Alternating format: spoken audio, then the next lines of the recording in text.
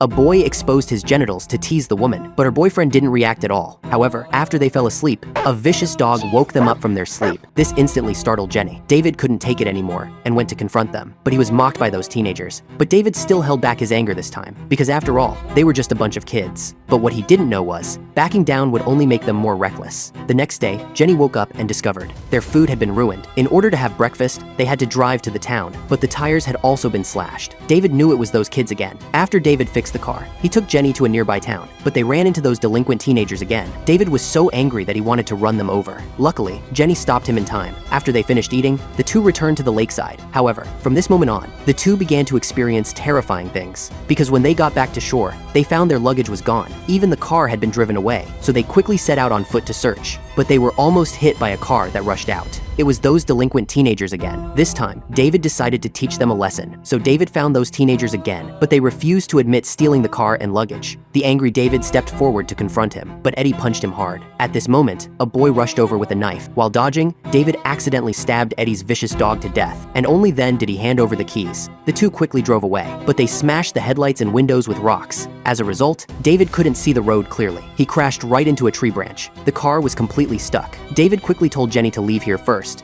and he was caught by the pursuing teenagers. After dawn, Jenny came back. She found David had been tortured beyond recognition. At this moment, Jenny had completely broken down. She wanted to call the police for help, but the ringtone alerted those teenagers. They immediately rode their mountain bikes toward Jenny, and Jenny also quickly ran toward the forest. Then she tripped Eddie with a wooden stick. This created time for her to escape, but just as she was escaping, she unexpectedly ran into a boy. After Jenny begged him, the boy agreed to take her away, but what Jenny didn't expect was, they had just walked a short distance when the boy suddenly stopped. It turned out this boy was also a member of Eddie's gang, and just like that, Jenny was captured too.